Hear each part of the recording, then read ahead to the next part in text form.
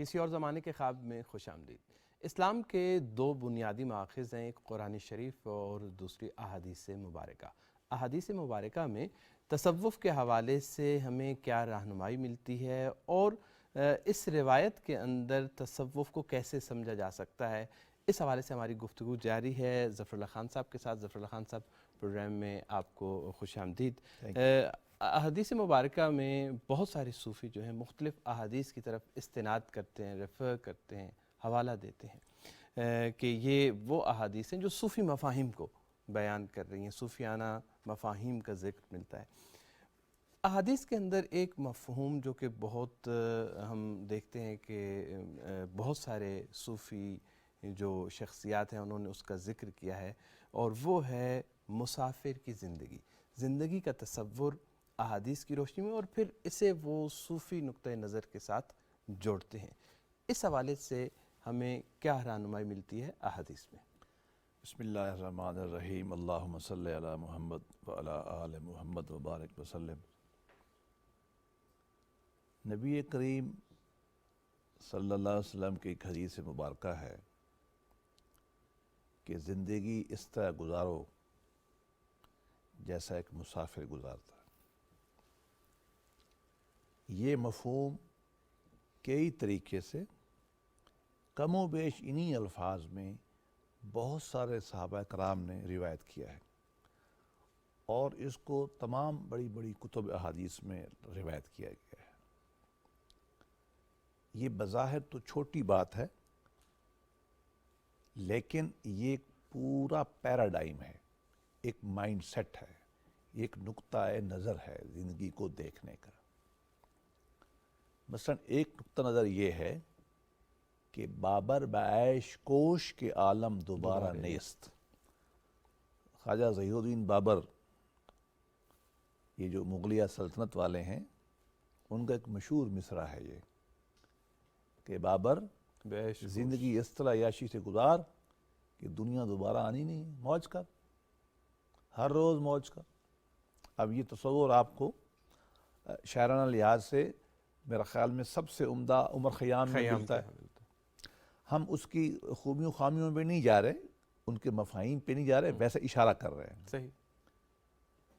فلسفے میں یہ تصوف میں، فلسفے میں ایک پورا مکتبہ فکر ہے جی، ہیڈونزم کا، بالکل، جو یہ کہتا ہے کہ موج میلہ کرو، عیاشی کرو، ایک ایک لمحے عیاشی کرو۔ مغربی جو اس وقت مزاج ہے، جو کلب کا مزاج ہے، جو پارٹی کا مزاج ہے وہاں، مطلب وہ سارا ہیڈونزم سے آ رہا ہے، اور یہ فلسفہ آج سے نہیں ہے، یونانیوں سے آ رہا ہے۔ ایک طبقہ سوسائٹی کا ہمیشہ رہتا ہے جو اس فلسفے پہ چلتا ہے۔ اب یہ ایک رائے ہے کہ یہ دنیا اصل ہے، آگے کہیں جانا نہیں ہے، خوب موج کرو، ایک ایک لمحے سے عیاشی کو کشید کرو، یہ ایک تصور ہے۔ اب یہ حدیث مبارکہ اس تصور کے بالکل الٹ ایک اور تصور پیش کر رہی۔ وہ تصور کیا ہے؟ یہ دنیا ایک امتحان گاہ ہے یا ایک سفر ہے۔ آپ کہیں سے آئے ہیں، عالم ارواح سے، آپ نے کچھ عرصہ، 1 سال، 10 سال، 40 سال، 50، 100 سال گزارنے ہیں۔ آپ نے اصل جگہ اور ہے آپ کی، وہ ہے آخرت۔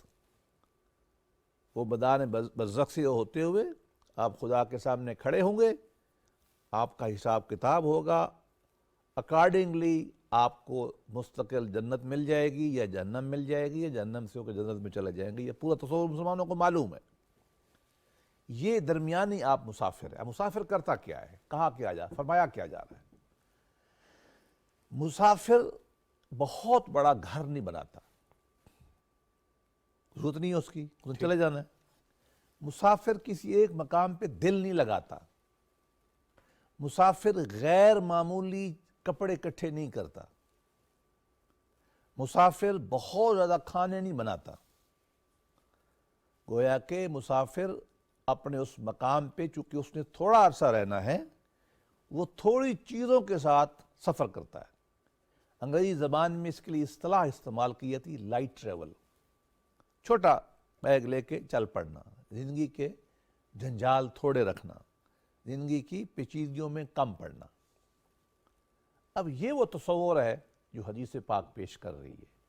صوفی بھی یہی کہتے ہیں، وہ کہتے ہیں دنیا میں آپ امتحان میں ہیں، آپ نے آخری اپنی اخلاقی بہتری کرنی ہے، لوگوں کو فائدہ پہنچانا ہے، اللہ کی حضوری میں رہنا ہے، اور آخرت کی آپ نے تیاری کرنی ہے۔ اس کا مطلب یہ بالکل نہیں ہے کہ دنیا کے معاملات آپ نے چھوڑ دینے ہیں، بالکل نہیں ہے۔ مراد یہ ہے کہ اس کی صرف دلچسپی اتنی رکھنی ہے ہم نے۔ یہ دو تصورات ہیں، ایک ہیڈونزم والا، ایک یہ مسافرت والا۔ اللہ کے نبی کی احادیث جو آپ نے ریفر کی ہیں وہ اس تصور کو بتا رہی ہیں کہ دنیا میں آپ ایک مسافر کی حیثیت سے ہیں اور آپ کو اپنا ذرا دلچسپی یہاں کم رکھنی چاہیے۔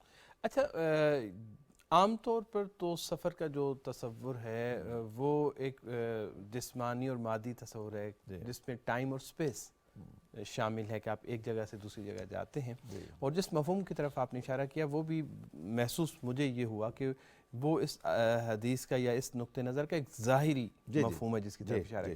لیکن تصوف میں جب ہم آتے ہیں بات کرتے ہیں تو وہاں پہ شاید سفر کی تعریف اور اس کی ڈیفینیشن بھی مختلف ہو جاتی ہے، وہ ایک باطنی سفر کی بات یقیناً۔ لیکن بظاہر تو یہ دنیا بھی بظاہر سفر ہے۔ میں یہاں ہوں 60 سال 65 سال 70 سال 100 سال رہتا ہوں، آگے چلا جاتا ہوں، پیچھے سے آیا آگے سے چلا گیا۔ اب یہ بتا کیا رہا ہے تصور کہ آپ کا اوریجن بھی ہے، آپ کہیں سے آئے ہیں، مبدا ہے، جسے مبدا ہے، اور آپ کا انتہا بھی آگے بھی کہیں جانا ہے آپ نے۔ یہ درمیانی یہ اس کا فزیکل سائیڈ ہے، یہ اس کی عملی شکل ہے۔ لیکن جب یہ کہا جا رہا ہے کہ آپ کو کسی نے بنایا اور آپ نے کسی کے ساتھ جانا ہے تو ساتھ ذرے درمیانی زندگی تو اسی کے مطابق گزارنی پڑے گی۔ جب آپ اس کے مطابق گزار رہے ہیں، اس کے اندر جب آپ حضور و شعور کی زندگی گزاریں گے، یہ چھوٹی سی زندگی، تو پھر آپ کا وہ تصور پیدا ہوگا جو حدیث مبارکہ کا داخلی معنی ہے۔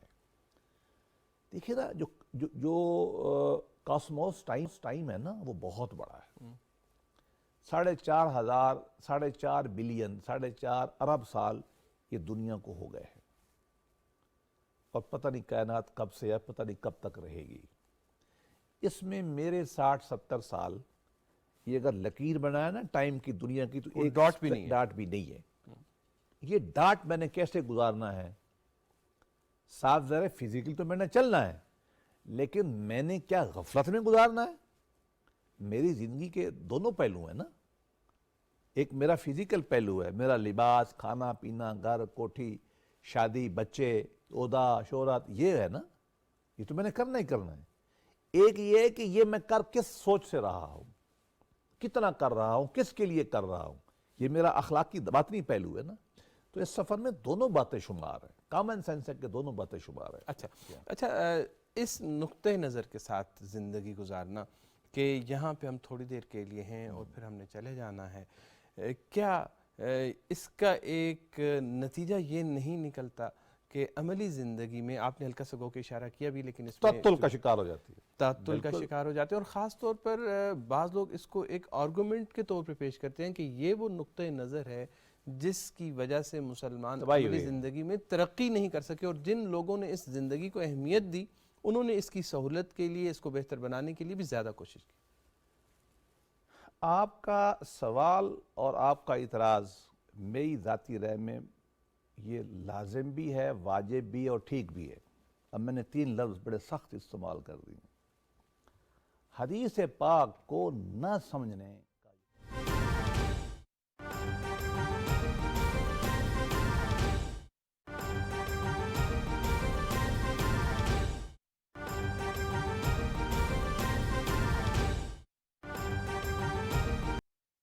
یہی ہے۔ اب ہم دیکھتے ہیں کہ اللہ کے نبی نے کیا فرمایا تھا اور ہم نے کیا سمجھا، اس کو ہم دیکھتے ہیں۔ ٹھیک، دیکھیے، اللہ کے نبی نے ایک عملی زندگی گزاری ہے آپ کے سامنے۔ کتنے سال؟ 23 سال۔ چلو یہ 10 سال تو مکی گزر گئے۔ مجھے بتائیے اس مکی زندگی میں آپ کیا گھر میں بیٹھے رہے یا سوئے رہے، یا آپ نے ہر لمحہ اس مقصد پہ قربان کیا جس کو آپ پسند کرتے تھے یا جس کے لیے آپ کو چنا گیا تھا، جس کے لیے آپ مبعوث فرمائے گئے تھے، یقیناً ایک ایک لمحہ آپ نے اس کے لیے گزارا. کبھی مکہ کی گلیوں میں، کبھی طائف کی گلیوں میں، کبھی اس سے مل رہے ہیں، کبھی اس سے. یہ ہوا کہ نہیں ہوا؟ اب دیکھنا یہ ہے، ہم یہ تو نہیں کہہ رہے آپ کو کہ آپ فارغ ہو جائیں دولت. ہاں، اگر آپ مادی چیزوں سے کم کر کے کسی بڑے مقصد میں لگا رہے ہیں، وہ بھی تو کام ہی ہے نا، وہ بھی ایکشن ہے. وہ تہذیب بن رہا تھا. اب آئیے مدینہ میں. وہ مدینہ میں تو مجھے کبھی کبھی یہ احساس ہوتا ہے کہ جتنی ایکٹیو زندگی آپ نے گزاری ہے، بھائی 8-10 تو 2700-2800 غزوات میں اللہ کے نبی نے شرکت فرمائی ہے. اب 27-28 غزوات میں شرکت آپ دیکھو، پاکستان نے 70 سال میں 3 جنگیں لڑی ہیں. ہماری قوم کے ذہن پہ گرپ ہے اس کی، پتہ نا آپ کو. اللہ کے نبی نے 27 میں شرکت کی ہے. غزوہ وہ ہوتا ہے جہاد جس میں اللہ کے نبی خود جائے، اس کی تیاری، اس کی ایگزیکیوشن، پلاننگ، اس کے آفٹر ایفیکٹس. لوگ شہید ہو گئے، آپ نے سنبھالنا نہیں ہے ان کو. کتنی ایکٹیو زندگی تھی، کتنا علاقہ آپ نے فتح فرمایا، کیا آپ نے معاشرہ تشکیل کیا، تربیت کی، لوگوں کی نظام تعلیم بنایا نا، الائنسز کیے لوگوں سے. یہ کوئی آئیڈیل زندگی تھی؟ یہ کوئی ویلی زندگی تھی؟ بالکل نہیں تھی. ہم جب یہ کہہ رہے ہیں نا کہ مسافر کی حیثیت سے رہے، تو ہم اس سے یہ نہیں کہہ رہے کہ وہ ویلا بیٹھ کے سوئے. ہم اس سے کہہ رہے ہیں، ہماری مفہوم یہ ہے حدیث پاک کی کہ آپ ورلڈلی چیزوں کی دلچسپی کم کریں، اعلیٰ مقاصد میں لگائیں. آپ کا ہم و غم یہ نہ بن جائے. یہ نہ بن جائے. یہ کہنا چاہتا اقبال نے بہت مسجد کتبہ میں اس کو بہت خوبصورت سے واضح کیا. آپ نے فرمایا کہ مسلمان کیا ہوتا ہے؟ جس کی امیدیں قلیل، مقاصد جلیل. سبحان اللہ.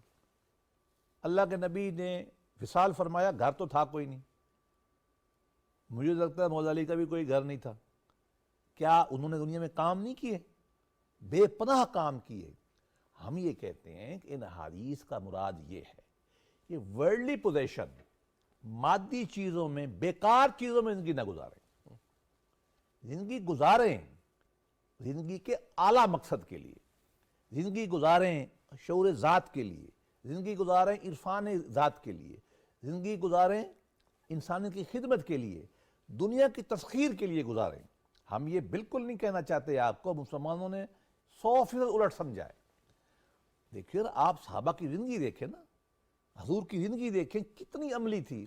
بھئی خلفائے راشدین کتنا عرصہ گزرے ہیں، 40 سال 30 سال رہے نا، 22 لاکھ مربع میل تو فتح کر لیا اگلوں نے.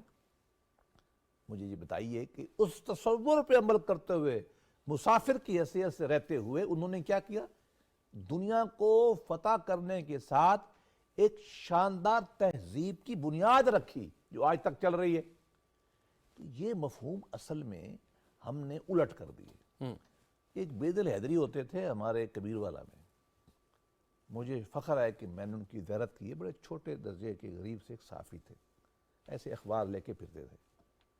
اتنا خوبصورت شعر ہے ان کا ایک، جس نے اس بات کو واضح کر دیا کہ اللہ کے نبی کیا مراد لیتے تھے اور ہم نے کیا کر دیا. لباس زیست بڑا دیدہ زیب تھا. لباس زیست بڑا دیدہ زیب تھا، بے دل ہم نے اس کو الٹا پہن لیا. اب میں شعر ہو سکتا غلط پڑھوں، مفہوم آپ دیکھیں نا. اگر میں کوٹ الٹا پہن لوں، حسن برباد ہو جائے گا. اللہ کے نبی کی ایک مصرے کو آپ نے نہیں دیکھنا ہے، ایک لائن کو، اس کی اور احادیث بھی آپ نے دیکھنی ہے. آپ نے یہ نہیں فرمایا کہ وہ مسلمان تباہ و برباد ہو گیا. یہ کم و بیش مفہوم ہے جس کا آج سے کل اچھا نہیں. ہمیں تو یہ فرمایا گیا ہے کہ میرا کل آنے والا آج سے اچھا ہو. اللہ کے نبی یہ نہیں فرمایا کہ تاوالا مسلمان بہتر ہے. اللہ کے نبی نے یہ نہیں فرمایا غریبوں کی مسکینوں کی خدمت کرو، پیسہ کماؤ. کہا ہے نا آپ نے. تو اصل میں ہم نے یہ سارے مفاہیم الٹے کر لیے. ہمارے بڑوں کے یہ مفاہیم نہیں تھے. جس نے یہ حدیث روایت کی ہے امام بخاری، بہترین کاروبار کرتے تھے. جس نے اس حدیث کو عملی شکل دی امام ابو حنیفہ نے، وہ بھائی چین سے تو وہ اپنا کاروباری سامان منگواتے تھے. منگواتے تھے کہ نہیں منگواتے تھے؟ اللہ کے نبی پہ پہلی ایمان ڈالنے والی، اللہ کے نبی کی سب سے قریبی محبت کرنے والی بی بی عائشہ فرماتی ہے کہ مجھے رشک ایک خاتون پہ ہوتا ہے. وہ کون ہے؟ بی بی خدیجہ. قربان جاؤں، ان کی شخصیت دیکھ کے بندہ پریشان ہو جاتا ہے. مجھے بتائیے، یہ حدیث سن کے کاروبار نہیں کرتی تھی؟ شام تک قافلے نہیں جاتے تھے ان کے؟ ان کو یہ حدیث سمجھ نہیں آئی جو ہمیں سمجھ میں آئی ہے؟ بھائی ہمارے دماغ کا فطور ہے یہ. ہم نے دین کو الٹا کر دیا، ہم نے دین مصطفیٰ کو خراب کیا ہے. دین مصطفیٰ مسکنت کا دین نہیں ہے. دین مصطفیٰ جمال کا دین ہے. دین مصطفیٰ جلال کا دین ہے. دین مصطفیٰ دنیا کو قبضہ کرنے کا، دنیا کو کنٹرول کر کے اللہ کے سامنے کھڑے کرنے کا دین ہے. دین مصطفیٰ جد و جہد کر کے لوگوں کو غلامی سے نکالنے کا دین ہے. اغلال بیڑیاں نکالنے کا دین ہے، آزاد کرنے کا دین ہے. ہم نے اس کو بالکل یتیم مسکنت کا دین بنا لیا ہے. یہ ہماری ڈس سروس ہے. اور میں آخر میں یہ ضرور کہوں گا، کسی بڑی صوفی نے زہد پہ اس پہ بیان کرتے ہوئے یہ مفہوم نہیں لیا جو مسلمانوں نے لیا. یہ سارے صوفی بڑے جو تو کام کرتے تھے. اور بہاؤالدین نقشبند سے بڑا تو کوئی صوفی نہیں گزرا نا. وہ کاشتکاری کرتے تھے خود آدھا دن اپنے ہاتھ سے، اور وہ کپڑے بنتے تھے، کپڑوں پہ رنگ لگاتے تھے. ان کو یہ بات سمجھ نہیں آئی، لیکن یہ ان کا تھا تھوڑی دیر کے لیے. اصل کیا تھا؟ اعلیٰ خیالات میں رہنا، لوگوں کی تعلیم کرنا. انہوں نے ایک مقصد بنا لیا تھا. تو میرا خیال یہ کہ ہمیں تھوڑا حیا کرنا چاہیے. صحیح. ہمیں احادیث کے وہ مفاہیم نہیں لینے چاہیے جو اللہ کے نبی نے نہیں دیے. عملی طور پر جن کی کوئی تائید نہیں ملتی. نہیں، لسانی میں نہیں ملتی. وہ خاص کانٹیکسٹ میں وہ یہ ہے کہ آپ نے دنیا سے دل نہیں لگانا. اور دنیا سے دل کیوں نہیں لگانا؟ اپنے لیے عیاشی کے لیے نہیں لگانا. اس کا مطلب یہ نہیں ہے کہ دنیا کو فتح نہیں کرنا. خود غرض نہیں بن جانا آپ نے. کیا نا صحابہ نے فتح دنیا، اپنے لیے نہیں مال بنایا. اب مجھے بتائیے، ہم یا جب آیا بھی تو خیرات آگے کر دیا، بنایا خیرات کر دیا، بنایا لوگوں کو دے دیا، بنایا ٹائم ملا پڑھنے میں لگ گئے. وہ زندگی ان کی بہت پروڈکٹیو تھی، پرو ایکٹیو تھی. میں دو لفظ پھر دہراتا ہوں. صحابہ کی زندگی اس حدیث کی روشنی میں پرو ایکٹیو تھی. وہ ریئیکٹ نہیں کرتے تھے، وہ خود آگے بڑھ کے کام کرتے تھے. اور پروڈکٹیو تھی، کچھ چیزیں لاتے تھے. ہم نے جو اس کو مفاہیم بنا دیے ہیں نا، یہ ہماری ساخت ہے جو رہبانیت کے زیر اثر ہے. تصوف یہ بات بالکل نہیں کہتا. تصوف میں اہل تصوف خاص طور پر کچھ ایسی احادیث کی طرف بھی اشارہ کرتے ہیں جن کی سند اس معیار کی، ان کڑے معیارات کو جو کہ محدثین مد نظر رکھتے ہیں نہیں آتی، اس پہ پوری نہیں ہوتی. لیکن تصوف میں ان کی اہمیت ہے، اور وہ خود بھی یہ کلیم نہیں کرتے کہ اس کو سند کے حوالے سے اتنے سخت معیارات کے اوپر پرکھا جائے، دیکھا جائے. ایسی احادیث میں سے ایک حدیث جو ہے کنت کنزا مخفیہ والی ہے کہ میں ایک چھپا ہوا خزانہ تھا اور میں نے چاہا کہ میں پہچانا جاؤں. اس کی صوفی کیسے تفسیر کرتے ہیں؟ پہلے تو علمی نقطہ جو آپ نے چھڑا اس پہ بات کر لیں. ہماری مسلم روایت میں جن لوگوں نے اللہ پاک کے نبی محمد مصطفیٰ صلی اللہ علیہ وسلم کی زندگی کو لکھا، سنت کو لکھا، وہ ایک طبقہ بنا علماء کا جن کو ہم نے محدث حدیث کے علماء کہا، ایکسپرٹ حدیث سائنسز کہا. عبداللہ ابن مبارک، وہاب ابن منبع، امام بخاری، امام مسلم، جو باقی آپ کو پتہ ہی ہے. ایک ہمارے پاکستان کے بھی ہیں سیاست سنی روایت کے سیاستوں میں سے. اچھا. امام ابو داؤد سیستانی سیستان، یہ بلوچستان کے تھے. مطلب اب مجھے زیادہ بحث میں نہیں پڑھنا کہ پاکستانی بلوچستان ہے، ایرانی بلوچستان ہے، مگر بلوچستان کے ہی تھے. سیستان ایک بڑا علاقہ تھا. سیستان بڑا علاقہ تھا، ہے بھی صحیح. فتول بلدان میں بڑی بحث ہے اس کے اوپر. بہرحال میں ویسے پیار سے کہا ہے، کم از کم کچھ تو ہم بھی اپنا حصہ کلیم کریں نا، لوگوں کو بتائیں نا. کم از کم اسی علاقے ہمسائے تو تھے ہمارے، بالکل ایسے بڑے بڑے بزرگ تھے امام ابو داؤد. تو وہ محدث کہلائے. انہوں نے بہت بڑا احسان کیا ہمارے اوپر. احسان یہ کیا کہ ہر آئی ہوئی روایت کو پرکھا، روایت سے کہ مجھ سے فلان ہے، مجھ سے فلان ہے، یہ روایت نریشن ہے، یہ ٹھیک ہے، درمیان میں کوئی چور تو نہیں ہے، جھوٹا تو نہیں ہے، کوئی فراڈیا تو نہیں ہے، کمزور تو نہیں ہے، میموری کمزور، بیمار تو نہیں ہے. اور ایک بڑے سخت معیارات، بڑے سخت. اوہ کمال ہے علم. یہ خود ایک علم ہے. کبھی آئیں گے تو وہ چھری چلاتے ہیں، آپ پریشان ہو جائیں گے. وہ تو کسی کو معاف نہیں کرتے. انہوں نے تو امام جعفر صادق کو معاف نہیں کیا. علامہ زیبی تک نے ان پہ بھی کچھ باتیں کر ڈالی. اتنے سخت تھے. مطلب اس میں کسی کی توہین مراد نہیں تھی. اللہ مطلب کے ان کی نبی اپنی کمٹمنٹ یا جو انہوں نے سٹینڈرڈز academic بنائے standard ہیں تھا، ایسے ہی ہے۔ اکیڈیمک ریگولر سٹینڈرڈ تھا، اگر ماڈرن ٹرم میں کہ ایک سخت علمی معیار، اور انہوں نے ہمارے اوپر احسان کیا۔ انہوں نے کیا کیا؟ احسان کیا ہمارے اوپر، ہمارے علماء نے، کہ ایک حدیث کا ذخیرہ چھانٹ کے ہمارے سامنے رکھ دیا، مجموعے بنا دیے۔ ہمارے صوفیاء زیادہ تر اس طرف توجہ نہیں کی انہوں نے جی مزاجن، اگرچہ یہ الگ بحث ہے کہ بہت سارے بڑے بڑے صوفیاء محدث تھے، محدثین بھی تھے۔ لیکن جب وہ حدیث بیان کرتے ہیں تو وہ معیار نہیں رہتا۔ اس کی سب سے بڑی مثال میں آپ کو دوں، امام غزالی رحمۃ اللہ علیہ۔ امام غزالی حجت الاسلام ہیں۔ معمولی رتبہ نہیں۔ میرا اپنا خیال یہ ہے کہ 1400 سال میں کوئی اگر ایسے ہی۔ درمیان میں ایک ہی عالم لے آئیں، ایک اگر فرض کیا مجھے کہو کہ چنوں، ایسے ہی تو میں اس کو چنوں گا، آپ کو چنوں گا۔ امام اتنا بڑا غزالی، کوئی آدمی ہے۔ شک نہیں۔ اور آج کل اتنی کتابیں انگریز ان پہ لکھ رہے ہیں، مسلمان، آپ نے دیکھا بھی ہوگا، بڑا نام ہے۔ آپ کی جو کتاب احیاء فی الدین ہے نا، اس پہ سب سے بڑی تنقید بھی یہی کی جاتی ہے کہ اس کے اندر احادیث کمزور ہے۔ اچھا، اس پہ میرا خیال ہے کہ اگر کسی کو دلچسپی ہو، بہت اچھے مضامین ہلال میں لکھے تھے امام الہند ابوالکلام رحمۃ اللہ علیہ۔ اچھا، ہاں، میرا خیال ہے کہ کسی نے خط لکھا تھا بہاولپور سے، مجھے جہاں تک یاد پڑتا ہے، بہت پہلے پڑھا تھا، تو آپ نے بڑا سخت مضامین لکھے کہ یہ غلط، یہ غلط۔ چلو میں بتا رہا ہوں، اس کا مطلب یہ بالکل نہیں ہے کہ احیاء العلوم خراب ہے، یہ مطلب مت لیں، یہ علمی باتیں ہیں۔ یہ میں وضاحت جان بوجھ کرتا ہوں کہ ہمارے لوگ کہیں غلط اب بعض فہمی اوقات کرنا، کوئی نہیں، غلط احیاء فہمی بڑی جنم لے کتاب ہے، سکتی ہے، بہت بڑی۔